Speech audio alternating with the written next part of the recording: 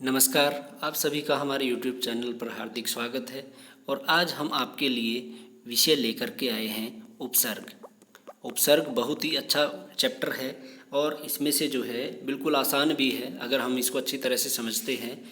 तो देखिए, उपसर्ग का मतलब क्या है, क्या होते हैं उपसर्ग। ये दो होते हैं, एक उपसर्ग और दूसरा प्रत्यय। और दोनों में से जो है एक तो उदाहरण अवश्य ही आ जाता है, लेकिन जब हमें उपसर्ग और प्रत्यय का ही नहीं पता होगा तो हमारा जो उदाहरण जो भी दिया होगा एग्जाम में हम उसको नहीं कर पाएंगे। तो देखिए, उपसर्ग किसे कहते हैं। उप का मतलब क्या है, समीप में। उप का मतलब क्या है, समीप। और सर्ग का मतलब क्या है, सृष्टिकरण। उपसर्ग का मतलब क्या है, उप का मतलब है समीप और सर्ग का मतलब क्या है, सृष्टि करना। तो देखिए, उप जब समीप में सृष्टि करना मतलब कि जब कोई किसी भी शब्द के बिल्कुल समीप में आकर के कोई शब्द जुड़ता है और एक नया शब्द बन जाता है तो उसे क्या कहते हैं, उसे उपसर्ग कहते हैं, उसे उपसर्ग कहेंगे। और दूसरा क्या है कि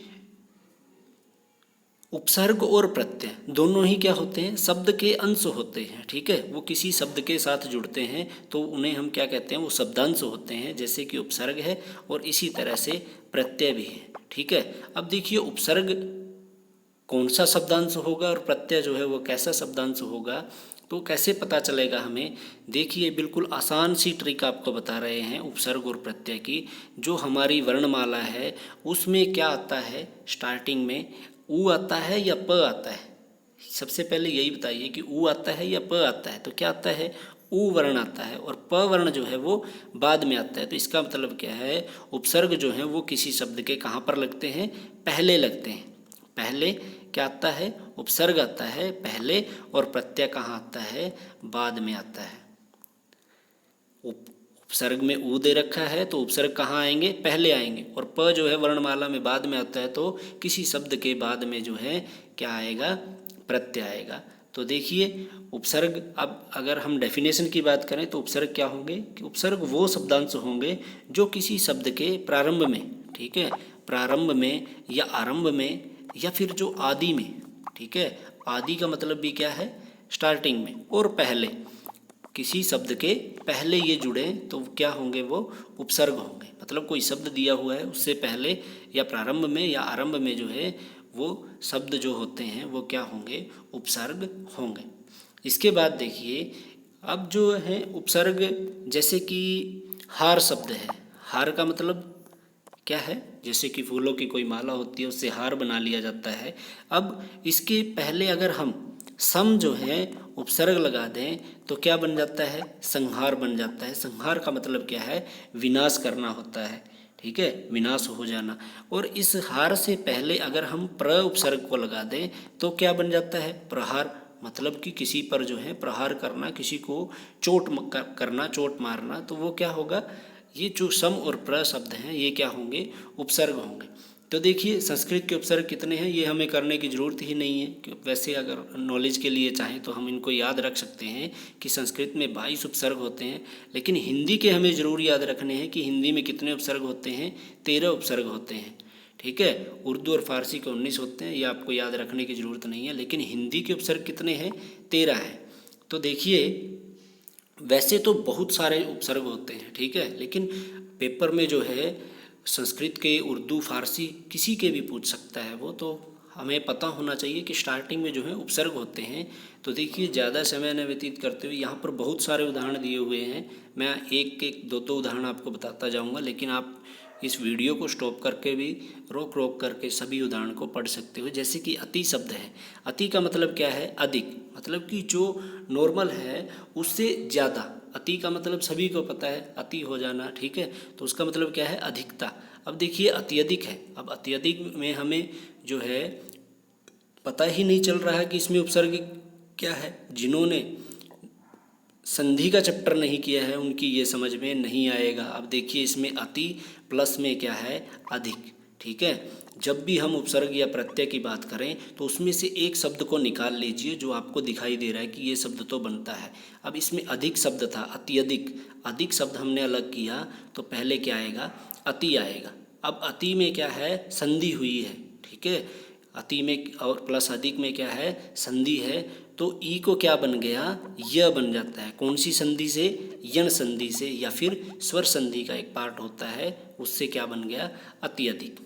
ठीक है, तो हमें इससे पहले जो है संधि के बारे में भी ज्ञान होना चाहिए, और हमने जो है संधि पर एक स्पेशल वीडियो बनाया हुआ है। स्वर संधि पर अलग से, विसर्ग संधि और व्यंजन संधि तीनों पर अलग अलग वीडियो है, तो आप वहाँ से पहले जो है संधि को ज़रूर समझें, ताकि आपको जो ऐसे ही शब्द आते हैं एग्ज़ाम में जो है, हमेशा एग्जामिनर ऐसे ही देता है उदाहरण, ताकि हमें एक ही उदाहरण से जो है वो कई सारे क्वेश्चन पूछ सके। ठीक है, जैसे कि यही है अत्यंत है। अब अत्यंत में भी क्या होगा, अति प्लस में क्या होगा, अंत, अति प्लस अंत। अब बाद में अंत शब्द था, पहले क्या आएगा, अति आएगा, और अति क्या होगा, हमारा उपसर्ग होगा। ठीक है, ऑप्शन में वो कुछ भी दे सकता है, जैसे कि अत्य दे दिया, अत दे दिया, अधत, या फिर अत्य दे दिया और अति भी दे दिया। तो जो है अति पर किसी का ध्यान नहीं जाएगा, वो अत और अत्य को देखेंगे, क्योंकि शब्द में तो यही दिखाई दे रहा है, लेकिन इसमें है कौन सा उपसर्ग, अति है। ठीक है, तो आप जो है संधि को भी अच्छी तरह से देखें, ताकि आपका जो है ऐसा उदाहरण गलत न हो। है बिल्कुल आसान ही है, जैसे अतिरिक्त है। अब अतिरिक्त में हमें कुछ नहीं देखना था, रिक्त का मतलब क्या होता है, खाली, तो अति जो है क्या है, उपसर्ग है। इसी तरह से अतिशय, तो अतिशय में भी क्या है, अति जो है वो उपसर्ग होगा। इसके पश्चात है अधि। अधि का मतलब क्या है, ऊपर भी होता है और श्रेष्ठ भी होता है, जैसे कि अधिकार। अब कार शब्द होता है हमें पता है, तो अधि क्या है, उपसर्ग। अधिपति, पति शब्द को अलग कीजिए, अधि क्या है, उपसर्ग होगा। इसके पश्चात है अनु शब्द है। अनु का मतलब क्या होता है, पीछे या समान। ठीक है, जैसे अनुगमन, अनुगमन का मतलब क्या है, पीछे अनुसरण करना या पीछे चलना।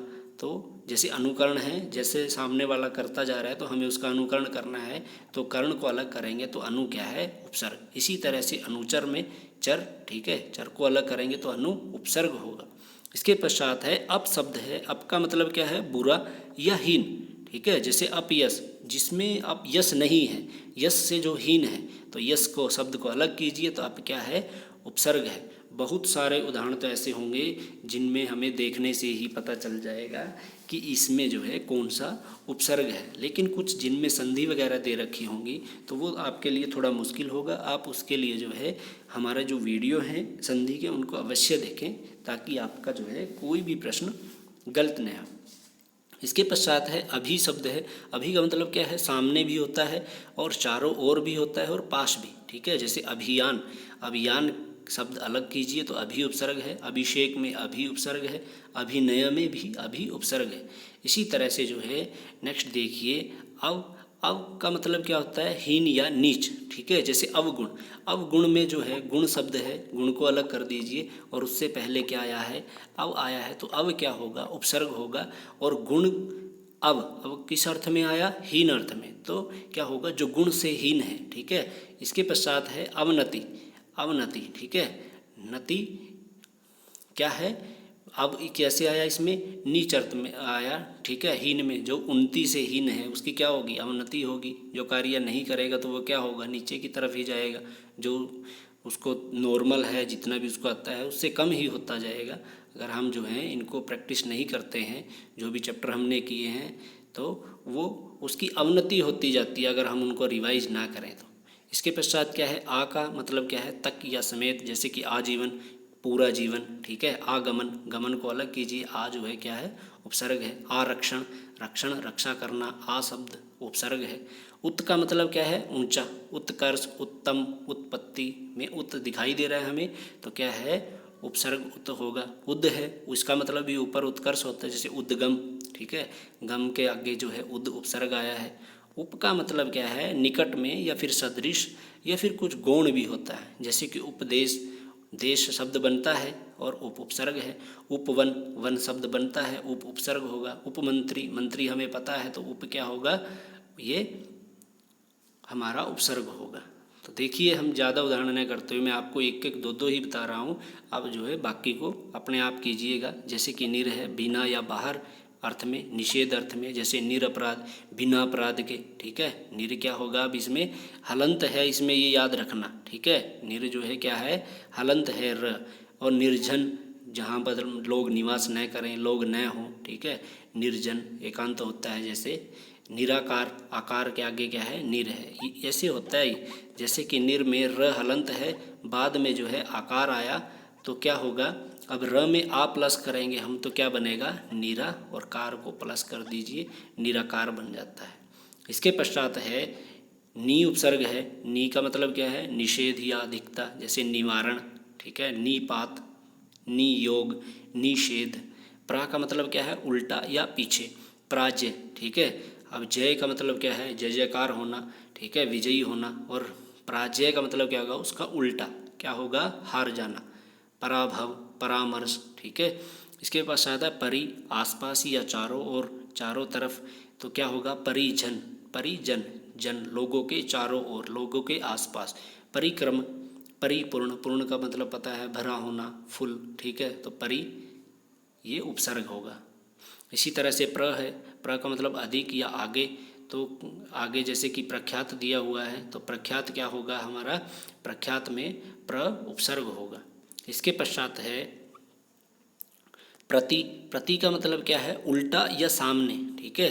जैसे प्रतिकूल है, उल्टा हो गया ना, एक तो कूल है जैसे कि अनुकूल, बिल्कुल हमारे अकॉर्डिंग है, और प्रतिकूल विपरीत हो जाना।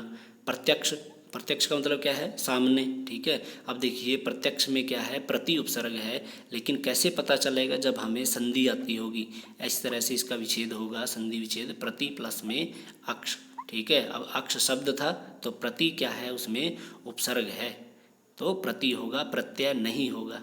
इसके पश्चात प्रत्येक है, प्रत्येक में भी जो है यण संधि भी है, हम आपको संधि भी बता देते हैं साथ के साथ। यण संधि है प्रति प्लस में एक, ठीक है। यण संधि, य से यण, यण संधि जो है स्वर संधि का पार्ट है, य से यण, और यण संधि में क्या आता है, य, र, ल, व, ये चार वर्ण आते हैं। ल नहीं आता हिंदी में, य, र, व आते हैं, और इनसे पहले वाला अक्षर क्या होगा, आधा दिखाई देगा, तो वहाँ पर स्वर संधि का यण संधि पार्ट होगा। जैसे कि प्रत्येक में य है, य से पहले आधा वर्ण आया हुआ है तो यहाँ पर यण संधि होगी। इसी तरह से सम शब्द है, सम का मतलब क्या है, उत्तम, साथ या पूर्ण, जैसे संस्कार, ठीक है। म है, म का जो है अनुस्वार बना ऊपर, संगम, संतुष्ट और संभव। हम जो है इनको ऐसे भी लिखते हैं जैसे कि संभव है, इस तरह से भी तो लिखते हैं संभव, तो क्या होगा, सम उपसर्ग होगा। इसके पश्चात हिंदी के उपसर्ग देखिए क्या क्या हैं। अ है, अभाव, अ का मतलब क्या है, अभाव होना या निषेध। अछूता, जिसको छू न सकें, ठीक है, छूने का अभाव है जिसमें। अथाह, अटल, टलना, टल का मतलब क्या है, टलना, अटल जो अडिग है, जो न टले, उसको वो कार्य करना ही करना है। अन, अभाव, निषेध। अनमोल है, ठीक है, मोल, कीमत, अनमोल, जिसकी कोई कीमत न हो। अनबन, ठीक है, कि जैसे उनकी तो आपस में अनबन है, बातचीत नहीं होती, अनबन हो जाना। अनपढ़, पढ़ जो है शब्द को अलग कीजिए तो अन क्या है, अन उपसर्ग होगा। ये हिंदी के हैं, अच्छी तरह से पढ़ लेना इनको। कु, कु का मतलब क्या है, बुरा, और कु उपसर्ग है, चाल जो है शब्द होगा। कुचैला, ठीक है, कु उपसर्ग है, चैला। कुचक्र, ठीक है, कैसा चक्र, बुरा चक्र, ठीक है, कुचक्र चला हुआ है जैसे कि कोरोना काल में, तो कु का मतलब क्या है, बुरा चक्र, जो समय का चक्र है वो कैसा चल रहा है, बुरा चल रहा है। लेकिन जो है आप अच्छी तरह से तैयारी कीजिए, आपका ये कुचक्र सुचक्र में परिवर्तित हो जाएगा। जैसे कि नी उपसर्ग है, नी का मतलब क्या है, कमी, निगोड़ा, निडर, निहत्था, निकम्मा, तो इनमें क्या है, नी उपसर्ग है। औ और अव हीन या निषेध अर्थ में आते हैं। अवगुण, गुण शब्द को अलग कीजिए, घर को अलग कीजिए, सर को अलग कीजिए, शान को अलग कीजिए, तो ये आगे जो बच गया वो उपसर्ग है। भर का मतलब क्या है, पूरा, जैसे भर पेट, पूरा खाना, पूरा भर पेट के भर पेट खाना, ठीक है। तो पेट को अलग करेंगे तो भर अलग शब्द हो जाता है, भर क्या होगा, उपसर्ग। भरपूर, पूर का मतलब क्या है, पूर्ण, और भरसक, भरमार, ठीक है। सु का मतलब क्या है, अच्छा, सुडोल, सुजान, सुगढ़, सुफल। अध का मतलब क्या है, आधा, अध पका, ठीक है, अध कच्चा, अधमरा, अध कचरा, इस तरह से। उनका मतलब कम होता है। 29, उनका मतलब क्या है, देखिए आज आपको ये बात भी क्लियर कर देते हैं। उनका मतलब क्या होता है, जैसे 29 शब्द है तो इसमें उन प्लस में क्या है, 30। उनका मतलब क्या है, कम, कितना कम, एक कम, ठीक है, एक कम प्लस 30। जैसे कि जो हमारे ग्रामीण लोग हैं वो यूज करते हैं, जैसे कि 29 वो एक कम ही बोलते थे डायरेक्ट, लेकिन जब हमारी हिंदी की काउंटिंग है उसमें क्या बोलते हैं, उन शब्द प्रयोग करते हैं। तो उनका मतलब क्या है, 1 कम 30 क्या होगा, 29। ठीक है। इसके पश्चात बिन, बिन का मतलब क्या है, बिना, निषेध। ठीक है, मतलब कि जो न हो, बिन ब्याहा। ठीक है, बिन बादल, जैसे बिन बादल बरसात हो गई कि बादल तो थे भी नहीं और बारिश हो गई। बिन पाए, बिन जाने। ठीक है, कि हम उनको जानते भी नहीं थे। इस तरह से कुछ अरबी फारसी के उपसर्ग हैं, देख लीजिए इनको भी साथ के साथ। अल है निश्चित अर्थ में, अलबत्ता, अलगरज। कम का मतलब क्या है, थोड़ा, हीन, जैसे कमज़ोर, कम वक्त और कम अकल। गैर का मतलब क्या है, निषेध अर्थ में, गैर हाजिर, मतलब कि जो हाजिर नहीं है। गैर कानूनी, जो कानूनी नहीं है, मतलब कि वो गैर कानूनी होगा। दर का मतलब क्या है, में, दरअसल, दर हकीकत। इस तरह से जो है ये उर्दू के शब्द हैं और बिल्कुल आसान ही हैं। और इसके पश्चात अंग्रेजी के कुछ उपसर्ग होते हैं, जैसे कि सब। ठीक है, सब जज होता है, सब कमेटी, सब इंस्पेक्टर। तो इंस्पेक्टर शब्द को अलग कीजिए, जो बच गया वो क्या है, उपसर्ग होगा। वाइस सहायक होता है, जैसे vice principal, viceroy, vice chancellor, vice president. ठीक है। जनरल, जनरल का मतलब क्या है, प्रधान। General manager, general secretary. तो देखिए ये इंग्लिश के शब्द हैं सारे, इनके साथ जो शब्द लगा हुआ है वो क्या है, वो उपसर्ग है। ठीक है, उपसर्ग चाहे अंग्रेजी का हो, उर्दू का हो, है तो उपसर्ग ही। हमारे तो सिलेबस में डायरेक्ट बोला हुआ है कि उपसर्ग करने हैं। इसके पश्चात है जैसे कि हेड है। हेड का मतलब क्या है, मुख्य। हेड मास्टर, हेड क्लर्क, कि क्लर्कों में जो मुख्य है, मास्टरों में जो मुख्य है वो क्या होगा, हेड मास्टर। को उपसर्ग देखिए कुछ संस्कृत के अव्यय हैं, संस्कृत शब्दों के अव्यय हैं वो, और वो उपसर्ग के समान प्रयुक्त होते हैं। जैसे अधः का मतलब क्या है, नीचे, संस्कृत में अधः पतन, अधोगति, अधोमुखी। तो अध क्या है, उपसर्ग होगा। अंतः, भीतरी, अंतःकरण, अंतःपुर, अंतर्मन, अंतर्देशीय। देखिए ये संस्कृत के हैं, लेकिन हम संस्कृत के शब्दों को भी तो प्रयोग करते हैं, जिनको हम तत्सम शब्द कहते हैं। ठीक है, तत्सम शब्द किसके हैं, संस्कृत भाषा के हैं, लेकिन वो शब्द कैसे हैं, जिनको हम हिंदी भाषा में ऐसे के ऐसे यूज करते हैं। ये सब सारे वही शब्द हैं, जैसे कि अंतःपुर, अंतःकरण, अंतर्मन, अंतर्देशीय, इस तरह से। और इसके पश्चात है चिर शब्द है, कि चिर का मतलब क्या है, बहुत देर, चिरंजीवी, मतलब बहुत लंबा जियो। ठीक है, चिर कुमार, चिरकाल, लंबे समय तक, चिरायु, तुम्हारी लंबी आयु हो, इस तरह से। और कुछ और शब्द हैं, देखिए जैसे पुनर है, पुनर्जन्म। पुनर का मतलब क्या है, फिर, पुनर्जन्म, दोबारा जन्म लेना, पुनर्लेखन, दोबारा लिखना। बहिर का मतलब क्या है, बाहर, बहिर्गमन। देखिए मैं आपको अर्थ बताता जा रहा हूँ, ये अर्थ आप ज़रूर याद रखना, क्योंकि किसी भी अर्थ में कोई प्रश्न आ सकता है, तो आपको बिल्कुल टॉपिक अच्छी तरह से क्लियर होना चाहिए। और साथियों आपको हमारा वीडियो कैसा लग रहा है हमें कमेंट बॉक्स में ज़रूर बताइएगा, और चैनल को ज़्यादा से ज़्यादा सब्सक्राइब और ज़्यादा से ज़्यादा शेयर कीजिएगा। इसके पश्चात सत शब्द है, सत का मतलब क्या है, सच्चा। सत प्लस जन, यहाँ पर व्यंजन संधि हुई है, सत प्लस में जन। ठीक है, और व्यंजन संधि का हमने रूल बताया हुआ है, अगर यहाँ पर प्रथम वर्ण हो वर्ग का और बाद में तीसरा, चौथा, पांचवा वर्ण हो तो पहले को तीसरा हो जाता है। किसका तीसरा होगा, जो सामने दिया हुआ है उसका। सतजन है तो क्या होगा, सज्जन बन जाएगा। ठीक है। इसके पश्चात पुरा, पुरा का मतलब क्या है, पुरातन, प्राचीन। ठीक है, पुरातत्व, पुरावृत्त। सम का मतलब समान, समकालीन, इस समय, समदर्शी, समान रूप से देखने वाला, समकोण, समान कोण, समकालिक, समकाल में रहने वाला। इसके साथ ही सह, सह का मतलब क्या है, साथ, सहकार या सहपाठी। पाठी का मतलब क्या है, पढ़ने वाला, और सह का मतलब क्या है, साथ में पढ़ने वाला, सहयोगी। ठीक है, सहयोग करने वाला, सहचर, साथ में विचरण करने वाला।